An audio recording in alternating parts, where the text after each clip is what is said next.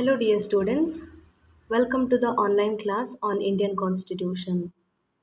So we are in the last part of the syllabus, that is Unit 6 Administrative Organization and Constitution.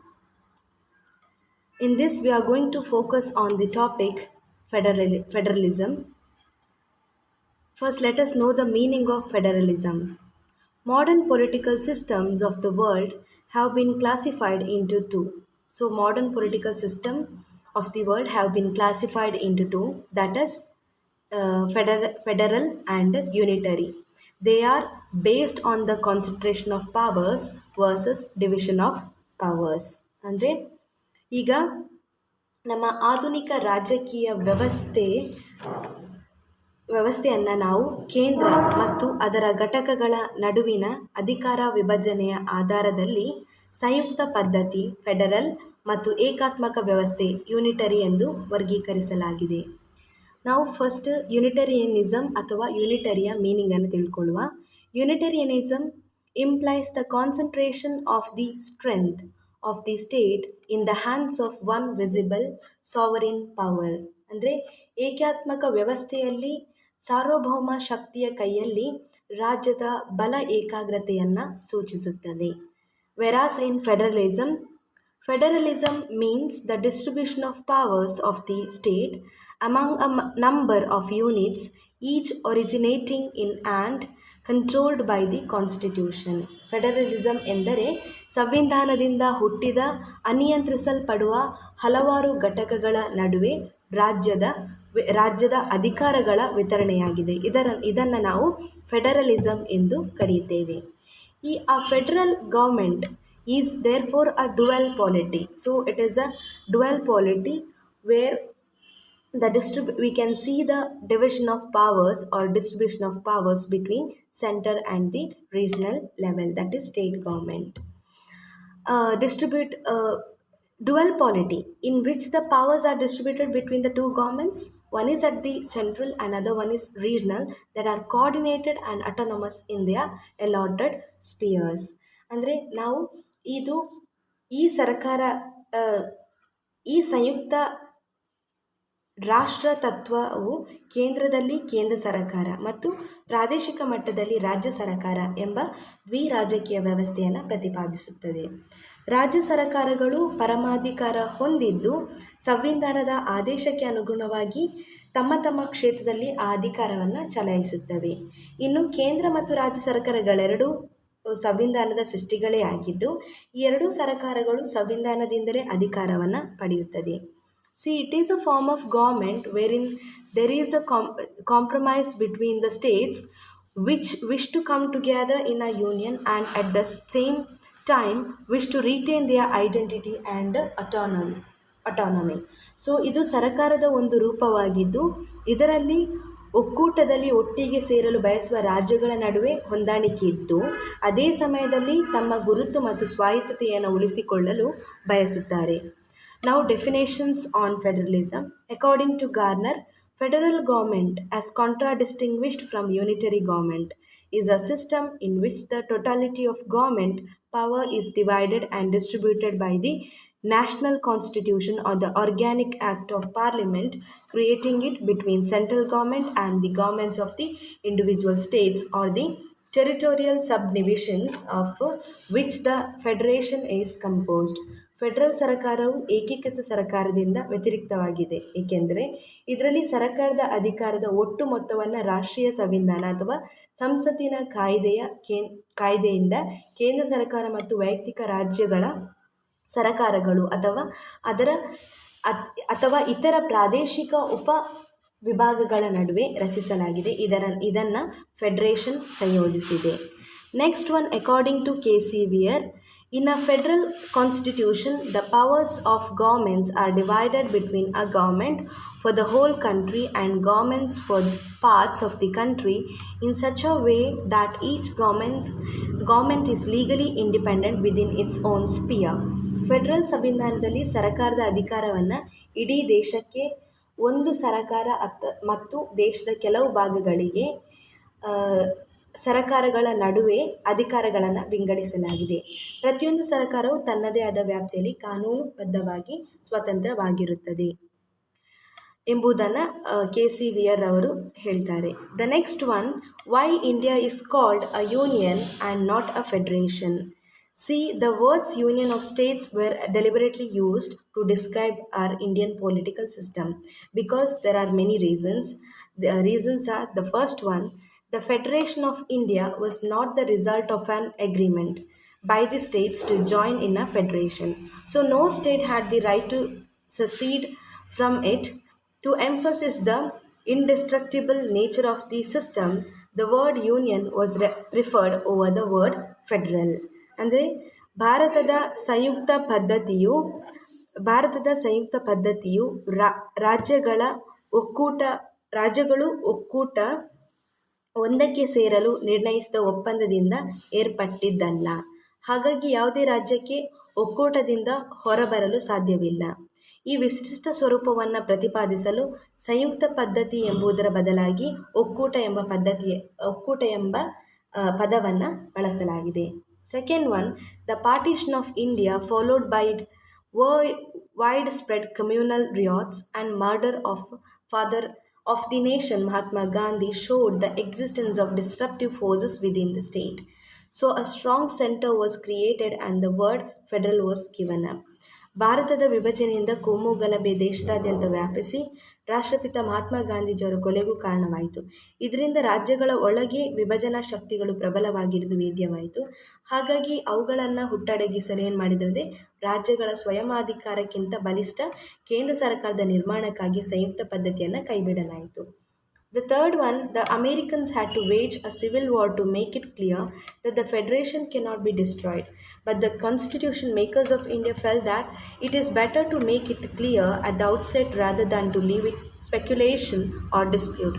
ಸಂಯುಕ್ತ ಪದ್ಧತಿ ನಾಶವಾಗದ ಹಾಗೆ ನೋಡಿಕೊಳ್ಳುವುದಕ್ಕಾಗಿ ಅಮೆರಿಕನ್ನರ ಆಂತರಿಕ ಯುದ್ಧಕ್ಕೆ ಶರಣಾಗಬೇಕಾಯಿತು. ಆದರೆ ಭಾರತ ಸಂವಿಧಾನ ರಚನಾಕಾರರು ಏನು ಮಾಡಿದಂದರೆ ಭವಿಷ್ಯವನ್ನು ಮನಗಂಡು ಯಾವುದೇ ಕಾರಣಕ್ಕೆ ಸಂಘರ್ಷವನ್ನು ಹುಟ್ಟಿಕೊಳ್ಳಬಾರದು ಎಂಬ ಕಾರಣದಿಂದ ರಾಜ್ಯಗಳ ಒಕ್ಕೂಟವಾಗಿರುತ್ತದೆಂಬ ತಮ್ಮ ಉದ್ದೇಶವನ್ನೇನು ಮಾಡಿದರು ಸ್ಪಷ್ಟಪಡಿಸಿದರು. ಈಗ ನಾವು ಭಾರತದ ಸಂಯುಕ್ತ ಪದ್ಧತಿಯ ಲಕ್ಷಣಗಳನ್ನು ನೋಡಿಕೊಳ್ಳುವ. So the Indian act of 1935 is mainly responsible for the federal system in India. In fact, this act has laid the foundation of the Indian federal system. Moreover, it was felt that India, being a nation of multicultural, multilinguistic, multireligious communities, can adopt only the federal structure. ಈಗ ಸ್ವಾತಂತ್ರ್ಯ ಪೂರ್ವದ 1935 ಕಾಯ್ದೆ, ಭಾರತ ಸರ್ಕಾರ ಕಾಯ್ದೆ ಮುಖ್ಯವಾಗಿ ಭಾರತದ ಸಂಯುಕ್ತ ರಾಜ್ಯ ಪದ್ಧತಿಗೆ ಚೌಕಟ್ಟನ್ನು ಒದಗಿಸಿತು. ಅಲ್ಲದೆ ಭಾರತ ಒಂದು ಬಹುಭಾಷೀಯ ಬಹುಧರ್ಮೀಯ ರಾಷ್ಟ್ರವಾದ್ದರಿಂದ ಇಲ್ಲಿ ಸಂಯುಕ್ತ ರಾಜ್ಯ ಪದ್ಧತಿ ಸ್ವೀಕಾರ ಸಹಜವಾಗಿಯೇ ಇದೆ. Okay, and the first feature of the federal system is constitution which is written, rigid and supreme. ಅಂದರೆ ಭಾರತ ಸಂವಿಧಾನವು ಲಿಖಿತ, ಅನಮ್ಯ ಮತ್ತು ಸರ್ವೋನ್ನತ ಸಂವಿಧಾನವಾಗಿದೆ. A federal system derives its authority from the constitution. So every branch of government, that is legislature, Shashakanga, executive Karyanga, judiciary Nyayanga, whether national or regional, is controlled by and subordinate to the constitution. They are all responsible to the constitution. So what are the provisions, what are the principles, what are the rules and regulations given by the constitution? Every branch of the government, include national and regional, have to work according to the constitution. So the constitution must be written in order to demarcate the areas of authority of the central and regional governments. The constitution should be rigid to save it from being tampered with. In case changes becomes essentials with the passage of time, it should only be affected by bilateral action of the central and the state government. I mean, if any kind of amendments is necessary to the constitution, for that both the house, that is Lok Sabha and Rajya Sabha have to give their approval in the amendments of the constitution. So, in case changes becomes essential with the passage of time, it should be effected by the bilateral action of the central and state government. Indian constitution exhibits these three characteristics of a federal structure. We have constitution which is written, rigid and supreme. Both central and state governments derives their power from the constitution. ಸಂಯುಕ್ತ ರಾಜ್ಯ ಸರ್ಕಾರದ ಪದ್ಧತಿಯು ಎಲ್ಲ ಅಂಗಗಳು ಸಂವಿಧಾನದಿಂದ ಅಧಿಕಾರವನ್ನು ಪಡೆಯುವುದರಿಂದ ಲಿಖಿತ ಅನಮ್ಯ ಮತ್ತು ಸರ್ವೋನ್ನತ ಸಂವಿಧಾನದ ಅಗತ್ಯವಿದೆ. ಅದರಂತೆ ಭಾರತದಲ್ಲಿ ಕೇಂದ್ರ ಹಾಗೂ ಎಲ್ಲ ರಾಜ್ಯಗಳಿಗೆ ಒಂದು ರಾಜ್ಯಾಂಗ ಘಟನೆ ಇದ್ದು ಎಲ್ಲವೂ ಅದರಿಂದಲೇ ಅಧಿಕಾರವನ್ನು ಪಡೆಯುತ್ತಂತೆ ಸಂವಿಧಾನದಿಂದಲೇ ಅಧಿಕಾರವನ್ನು ಪಡೆದುಕೊಳ್ತದೆ.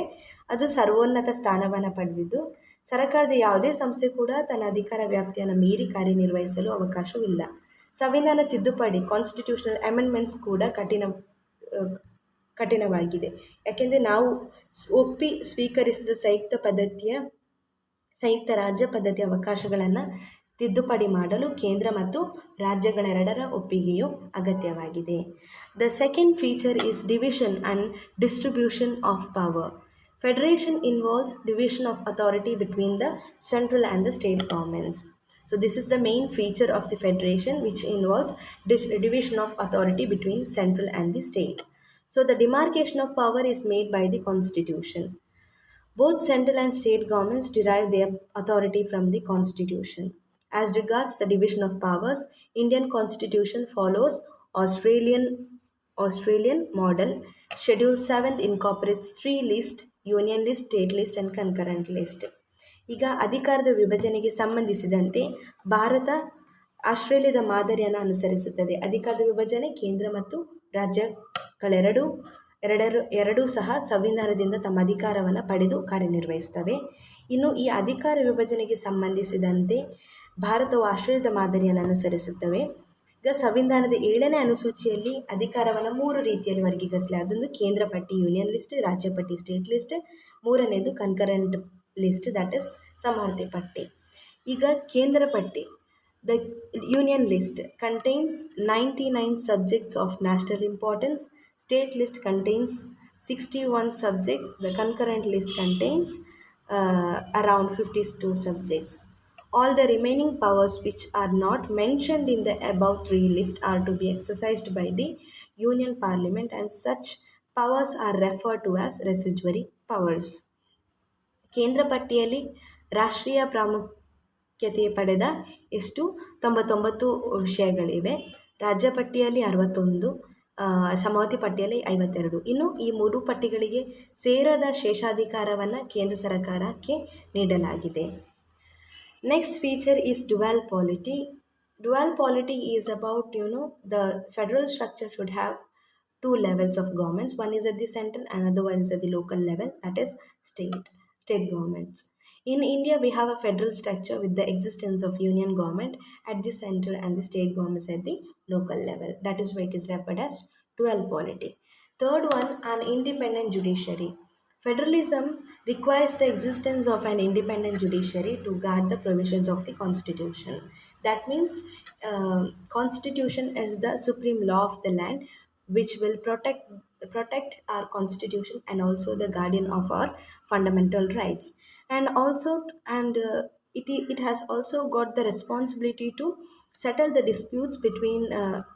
disputes which arise between the center and the state or the units. The Constitution of India provides for a Supreme Court. It has been given the original jurisdiction to interpret the Constitution and declare laws as unconstitutional in case they contravene any provision of the Constitution. This is referred as judicial review. I have been explained these parts in my regular class. It also has settled disputes between the center and the state. See, ನ್ಯಾಯಾಲಯಕ್ಕೆ ಸಂವಿಧಾನವನ್ನು ಅರ್ಥೈಸುವ ಅಧಿಕಾರವಿದೆ. ಅದರ ಜೊತೆಗೆ ಸಂವಿಧಾನಕ್ಕೆ ವಿರುದ್ಧವೆನಿಸಿದ ಕೇಂದ್ರ ಅಥವಾ ರಾಜ್ಯ ಕಾಯ್ದೆಗಳನ್ನು ನ್ಯಾಯಿಕ ವಿಮರ್ಶೆ ಎಂದು ಘೋಷಣೆ ಮಾಡಿ ಅದನ್ನು ರದ್ದುಗೊಳಿಸಬಹುದು. ನ್ಯಾಯಿಕ ವಿಮರ್ಶೆ ಅಂದರೆ ಜುಡಿಷಿಯಲ್ ರಿವ್ಯೂ ಎಂದು ಘೋಷಣೆ ಮಾಡಿ ಅದನ್ನು ರದ್ದುಗೊಳಿಸಬಹುದು. ಅಲ್ಲದೆ ರಾಜ್ಯಗಳ ನಡುವೆ ಉದ್ಭವಿಸುವಂತಹ ವಿವಾದಗಳನ್ನು ಪರಿಹರಿಸುವ ಅಧಿಕಾರವನ್ನು ಸಹ ಹೊಂದಿದೆ. ನೆಕ್ಸ್ಟ್ ಒನ್ ಯೂನಿಟರಿ ಫೀಚರ್ಸನ್ನು ನಾವು ನೋಡುವ. ಅದರಲ್ಲಿ unitary features. So if you look at the unitary features, we can understand that Indian federal structure exhibits many unitary features, that is features of centralization and uniformity. ಭಾರತದ ಸಂಯುಕ್ತ ರಾಜ್ಯ ಪದ್ಧತಿಯು ಕೇಂದ್ರೀಕೃತ ವ್ಯವಸ್ಥೆಯ ಅನೇಕ ಲಕ್ಷಣಗಳನ್ನು ಒಳಗೊಂಡಿದೆ. ಅಂದರೆ ಅದರಲ್ಲಿ ಕೇಂದ್ರೀಕೃತ ವ್ಯವಸ್ಥೆಯ ಹಾಗೂ ಏಕರೂಪದ ಎರಡು ಬಗೆಯ ಅಂಶಗಳಿವೆ. ಭಾರತದ ಸಂಯುಕ್ತ ರಾಜ್ಯ ಪದ್ಧತಿಯು ಕೇಂದ್ರೀಕೃತ ವ್ಯವಸ್ಥೆಯ ಅನೇಕ ಲಕ್ಷಣಗಳನ್ನು ಒಳಗೊಂಡಿವೆ. ಓಕೆ, ಅಂದರೆ ಅದರಲ್ಲಿ ಕೇಂದ್ರೀಕೃತ ವ್ಯವಸ್ಥೆಯ ಹಾಗೂ ಏಕರೂಪದ ಎರಡು ಬಗೆಯ ಅಂಶಗಳಿವೆ. ಈಗ ದ ಫಸ್ಟ್ ಒನ್, ಕೇಂದ್ರೀಕೃತ ವ್ಯವಸ್ಥೆಯ ಅಂಶಗಳನ್ನು ನೋಡುವ. Elements of centralisation. Centralization is a universal phenomena. A strong central government is need of the hard to face any threat to national security and to meet the needs of the rapidly changing society. So ಈಗ ಕೇಂದ್ರೀಕೃತ ವ್ಯವಸ್ಥೆಯು ವಿಶ್ವವ್ಯಾಪಕ ಸಿದ್ಧಾಂತ. ರಾಷ್ಟ್ರೀಯ ಬದ್ಧತೆಗಿರುವ ಬೆದರಿಕೆಯನ್ನು ಸಮರ್ಥವಾಗಿ ಎದುರಿಸಲು ಮತ್ತು ಶೀಘ್ರ ಬದಲಾವಣೆ ಹೊಂದುತ್ತಿರುವ ಸಮಾಜದ ಅಗತ್ಯಗಳನ್ನು ಪೂರೈಸಲು ಬಲಿಷ್ಠ ಕೇಂದ್ರ ಸರ್ಕಾರ ಇಂದಿನ ಅಗತ್ಯವಿದೆ. That means we have the strongest central power at the central government. Okay, the first one is, so we have the many features of centralization. First feature is the state are dependent on the center for the distribution of revenue. Even the states are dependent on the center for the distribution of revenue. ರಾಜ್ಯಗಳು ಆದಾಯದ ಹಂಚಿಕೆಗಾಗಿ ಕೇಂದ್ರದ ಮೇಲೆ ಅವಲಂಬಿತವಾಗಿದೆ. The second one, the center may withdraw the boundaries of the state as it deems fit. ರಾಜ್ಯಗಳು ಅಂದರೆ ಕೇಂದ್ರ ಸರ್ಕಾರಕ್ಕೆ ಅಗತ್ಯ ಬಿದ್ದರೆ ರಾಜ್ಯಗಳ ಗಡಿಗಳನ್ನು ಬದಲಾಯಿಸಬಹುದು. The third one, the major part of the constitution can be amended through the unilateral action of the union parliament. ಅಂದರೆ ಸಂವಿಧಾನದ ಬಹುಭಾಗವನ್ನು ಕೇಂದ್ರ ಸಂಸತ್ತು ಏಕಪಕ್ಷೀಯವಾಗಿ ಬದಲಾಯಿಸಬಹುದು. Fourth one, the Rajya Sabha, which is the second chamber of the Indian Parliament, has 12 members nominated by the President, which shows the dominance of the Union government. ಅಂದರೆ ಸಂಸತ್ತಿನ ಮೇಲ್ಮನೆಯಾದ ರಾಜ್ಯಸಭೆಗೆ ರಾಷ್ಟ್ರಾಧ್ಯಕ್ಷರು 12 ಜನ ಸದಸ್ಯರುಗಳನ್ನು ನೇಮಕರಣ ಮಾಡಬಹುದಾಗಿದೆ. ಇದು ಕೂಡ ಕೇಂದ್ರದ ಪ್ರಾಬಲ್ಯವನ್ನು ಸೂಚಿಸುತ್ತದೆ. The Union government has the power to issue directions to the state government. If it is not followed, it shall be treated as the breakdown of the constitutional machinery, and President's rule under Article 350 may be imposed. ಈಗ ಕೇಂದ್ರ ಸರ್ಕಾರ ರಾಜ್ಯ ಸರ್ಕಾರಗಳಿಗೆ ನಿರ್ದೇಶನವನ್ನು ಕೊಡಬಹುದಾಗಿದೆ. ಅದನ್ನು ರಾಜ್ಯ ಸರ್ಕಾರಗಳು ಪಾಲಿಸದಿದ್ದರೆ ಸಂವಿಧಾನದ ಯಂತ್ರ ಕುಸಿತ ಎಂದು ಪರಿಗಣಿಸಿ ರಾಷ್ಟ್ರಪತಿಯವರು 356ನೇ ವಿಧಿ ಅನ್ವಯ ರಾಷ್ಟ್ರಪತಿ ಆಳ್ವಿಕೆ ಹೇರಬಹುದು. Next one, certain types of bills shall be reserved by the governor for the consideration of the president. Here's president's veto is absolute. ರಾಜ್ಯಪಾಲರು ರಾಜ್ಯ ಶಾಸಕಾಂಗ ಮಾಡಿದ ಕೆಲವು ಮಸೂದೆಗಳನ್ನು ರಾಷ್ಟ್ರಪತಿಯವರ ಅಂಕಿತಕ್ಕಾಗಿ ಕಾಯ್ದಿರಿಸಬಹುದು. ಇಲ್ಲಿ ರಾಷ್ಟ್ರಪತಿಯವರ ನಿರ್ಧಾರವೇ ಅಂತಿಮವಾಗಿರುತ್ತದೆ. The next one, their emergency powers of the president can transfer the Indian political system into a unitary system. ರಾಷ್ಟ್ರಪತಿಯವರಿಗೆ ನೀಡಲಾದ ತುರ್ತು ಪರಿಸ್ಥಿತಿ ಘೋಷಿಸುವ ಅಧಿಕಾರ ಭಾರತದ ರಾಜಕೀಯ ವ್ಯವಸ್ಥೆಯನ್ನು ಏಕಾತ್ಮಕ ವ್ಯವಸ್ಥೆಯಾಗಿ ಪರಿವರ್ತಿಸಬಹುದು. Next we have elements of uniformity. Okay, elements of uniformity. Apart from the elements of centralization, Indian federal system exhibits elements of uniformity as well. They are as follow. The first one, unlike American federal system, India has a single constitution for the entire nation. ಭಾರತದಲ್ಲಿ America ಸಂಯುಕ್ತ ಸಂಸ್ಥಾನದಲ್ಲಿ ಇರುವಂತೆ ರಾಜ್ಯಗಳಿಗೆ ಪ್ರತ್ಯೇಕ ಸಂವಿಧಾನವಿಲ್ಲ. ಇಡೀ ರಾಷ್ಟ್ರಕ್ಕೆ ಅನ್ವಯಿಸುವ ಹಾಗೆ ಒಂದೇ ಒಂದು ಸಂವಿಧಾನವಿದೆ. The next one, despite India being a federal, there is single citizenship. All are Indian citizens and not citizens of the states in which they are domiciled. This is to realize the ideal of one people, one country. This is to realize the ideal of one people one country. Bharat ಸಂಯುಕ್ತ ರಾಜ್ಯ ಪದ್ಧತಿಯಾದರೂ ಇಲ್ಲಿ ಏಕಪೌರತ್ವ ಇದೆ. ಎಲ್ಲರೂ ಅವರು ವಾಸಿಸುವ ರಾಜ್ಯದ ಪೌರರಾಗಿರದೆ ಭಾರತದ ಪೌರರಾಗಿರ್ತಾರೆ. ಇವು ಒಂದೇ ರಾಷ್ಟ್ರ ಒಂದೇ ಜನ ಎನ್ನುವ ಸಿದ್ಧಾಂತವನ್ನು ಪ್ರತಿಪಾದಿಸ್ತದೆ. The third one, in India we have uniformity in law as there is a single system of law and justice. ಇಲ್ಲಿ ಕಾಯ್ದೆಯಲ್ಲೂ ಏಕರೂಪತೆ ಇದೆ. ಇಲ್ಲಿ ಏಕರೂಪದ ಶಾಸನ ಮತ್ತು ನ್ಯಾಯ ವ್ಯವಸ್ಥೆ ಇರುವುದನ್ನು ನಾವು ಗಮನಿಸ್ತೇವೆ. The fourth one, in India there is a single all India services. The entire recruitment process is conducted by a single union public service commission. ಇಲ್ಲಿ ಒಂದೇ ರೀತಿಯ ಅಖಿಲ ಭಾರತ ಸೇವೆಗಳಿವೆ. ಈ ಅಖಿಲ ಭಾರತ ಸೇವೆಗೆ ಕೇಂದ್ರ ಲೋಕ ಸೇವಾ ಆಯೋಗವೇ ಕ್ರಮಬದ್ಧವಾಗಿ ಆಯ್ಕೆಯನ್ನು ಮಾಡುತ್ತದೆ. Next one, in India, there is a single election commission, single comptroller and auditor general, single finance commission and single planning commission. ನಮಗೆ ಒಂದೇ ಚುನಾವಣಾ ಆಯೋಗ, ಒಂದೇ ಹಣಕಾಸು ಆಯೋಗ, ಒಂದೇ ಭಾರತ ಲೆಕ್ಕ ಪರಿಶೋಧಕರು ಮತ್ತು ನಿಯಂತ್ರಕರು, ಒಂದೇ ಯೋಜನಾ ಆಯೋಗವೂ ಸಹ ಇರುವುದನ್ನು ನಾವು ಗಮನಿಸ್ತೇವೆ. Finally, there is an integrated judicial system with the Supreme Court at the apex and the High Court under the Supreme Court. ಸಂವಿಧಾನದಂತೆ ಭಾರತದಲ್ಲಿ ಸ್ವತಂತ್ರ ಮತ್ತು ಏಕೀಕೃತ ರೂಪದ ನ್ಯಾಯಾಂಗ ವ್ಯವಸ್ಥೆ ಇದೆ. ನಮ್ಮ ಸುಪ್ರೀಂ ಕೋರ್ಟ್ ನಮ್ಮ ಉನ್ನತ ಸ್ಥಾನದಲ್ಲಿದ್ದು ಹೈಕೋರ್ಟ್ಗಳ ಅಡಿಯಲ್ಲಿ ಕಾರ್ಯವನ್ನು ನಿರ್ವಹಿಸುತ್ತದೆ. So this is about the Indian federal system. The next part will be explained in the next video. Thank you for listening, dear students.